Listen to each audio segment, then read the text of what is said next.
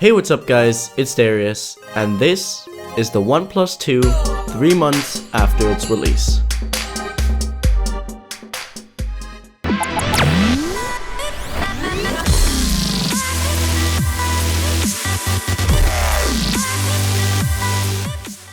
I've been using the 2 for almost 3 months now, and I really like it, but it's not perfect. I've used the original flagship killer, the OnePlus 1, for a long time and I really liked it. This year, we got the OnePlus 2, the 2016 flagship killer, which is still a budget device, but costs a little more now, coming in at $330 for the 16GB version and $390 for the 64GB variant. Now I can already tell you that it's definitely no 2016 flagship killer, and I'm going to ignore all the hype and just review the device as it is. And I'll also look at what's changed since the OnePlus 1. The design is nothing fancy, yet I still like it, but the biggest difference is the feel in the hand. It feels super premium thanks to the new metal frame, which makes a huge difference, and that alone makes it feel much more expensive than it is. Also nice is that they didn't make this super thin, which gives it some nice heft.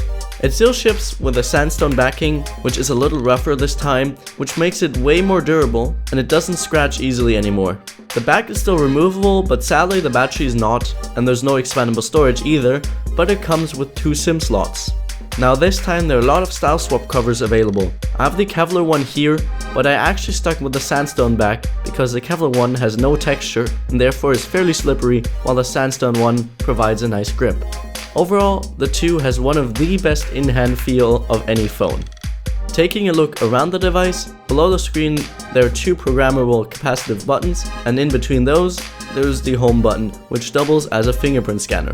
It's no physical button, and more like a touchpad, which is kinda weird, but you get used to it. And one benefit that it has is that you can just place your finger onto it even if the screen is off and it will unlock.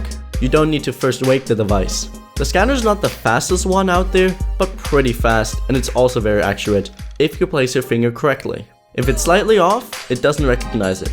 I had it so often that I had to type in my PIN because it wouldn't recognize my finger. Either there were smudges on it, or I didn't place my finger perfectly, which is kind of annoying. It's not bad and pretty fast, but sadly also not great. On the right side we have some very nice and tactile buttons. On the top the headphone jack, and on the left side the alert slider.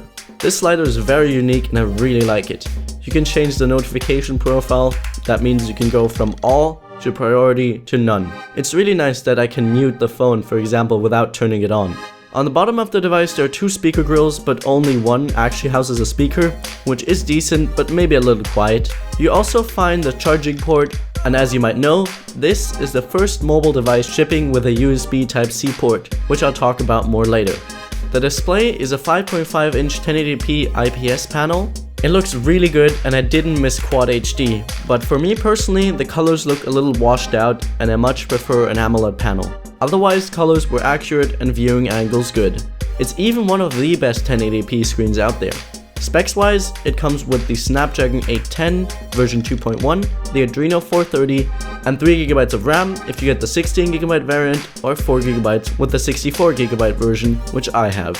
You're probably wondering if it overheats, and no, it doesn't. On a load, it does get a little warm, but not hot. Performance is great, there are no stutters at all, and everything runs smoothly. Also thanks to Oxygen OS, which is a very light OS, and basically is just stock lollipop with some extra features and settings. Overall, it is a very fluid UI, but there are some weird little things or bugs that still have to be fixed with an update. For example, I've had it a couple times where it wouldn't connect to the Wi-Fi automatically. Anyways, there are some nice gestures like double tap to wake, or you can draw letters when the screen is off. OnePlus added shelf that you can get to when you swipe to the right on the home screen. It shows your most used apps, your frequent contacts, and you can also add widgets. I guess it's handy, but I just never used it.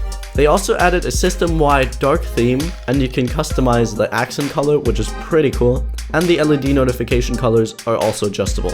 Also, you can customize the icons now. In the settings, you find app permissions, a marshmallow feature already built in, where you can change the permission each app has. The buttons are still customizable and you can choose between on or off-screen ones. You can also program the buttons to do certain things. I've set it so when I double tap the home button, it launches the camera, like with Samsung phones. In fact, let's talk about the camera. It has a 13 megapixel f2.0 shooter on the back with laser autofocus and OIS.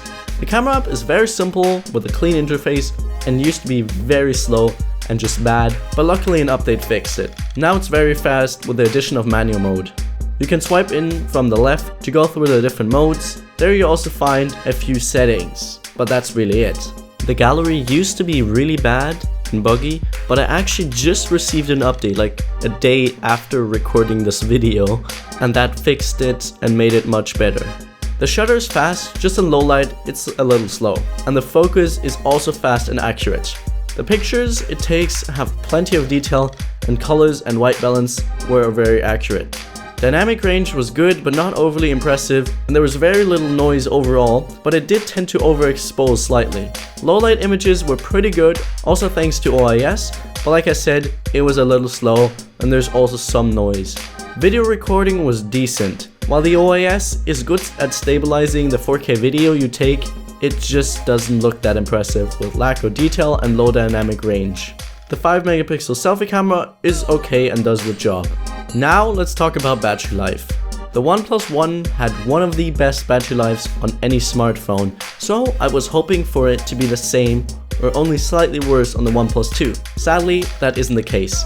It is still good and it lasted me through every but the most intensive days. I tend to use my phones a lot, and like I said, it lasted me through every day with maybe 5 to 10% left. Only medium usage, I ended with 20 to 30%. With light usage, it is technically possible for it to last 2 days, but I would definitely charge it every night. Now that isn't bad, but it sadly can't match the battery life of its predecessor. I got an average of 3.5 to 4.5 hours of screen on time, which is good, but sadly not anything near the 5.5 to 6.5 hours on the OnePlus One, which is weird because there was no increase in resolution. Maybe it's due to the CPU, I'm not sure. You probably already know that this is one of the first devices ever to come with a USB Type-C port, which is definitely the future. The problem with that is, we live in the present, and it's currently more of a hassle than a benefit, simply due to the fact that I just own one USB Type-C cable, but that will change in the future, so I can't hold it against it. What I do have to say is that the cable's awesome, and what a lot of people don't know, it's not only reversible due to USB Type-C, but the other side is also reversible. Sadly, it's still based on USB 2.0 and not 3.1, so there's no quick charging and also no wireless charging. In the 3 months since I had this device, there were 2 updates. Like I said, they fixed the camera app, which is great. For the future, I just hope for more updates and also Android Marshmallow pretty soon. Now finally, let's talk about the price, since this is the phone's biggest reason of buying it. If I handed someone this phone, just from the feel in the hand alone, he or she would assume that it costs $600 to $700. While in fact, it only comes in at $330 for the 16GB model and $390 for the 64GB variant, which is incredible. Sadly, it's still based on the invite system, so you can't just buy one. This year, the competition is tough. You can just walk into a store and get the Moto X Style or Pure for almost the same price, and it's as good. If it didn't come with the invite system this year, it would be a great recommendation, but it's tough justifying the need of receiving an invite to be allowed to purchase a device while you could just get a phone that is as good for the same price without any invite. Let me put it this way, if you can get an invite, go for it. It's a great affordable device that can compete with other flagships out there, and it's even one of my favorite phones of 2015, and I especially love the alert slider. But if you can't get an invite, don't wait until you can get one. Just buy a different phone like the Moto X Pure or the Nexus 5X, for example, at least if you live in the US. Thank you guys for watching, I hope you enjoyed it. If you did, please make sure to leave this video a thumbs up, and don't forget to subscribe for more videos like this. See you in the next one. Bye!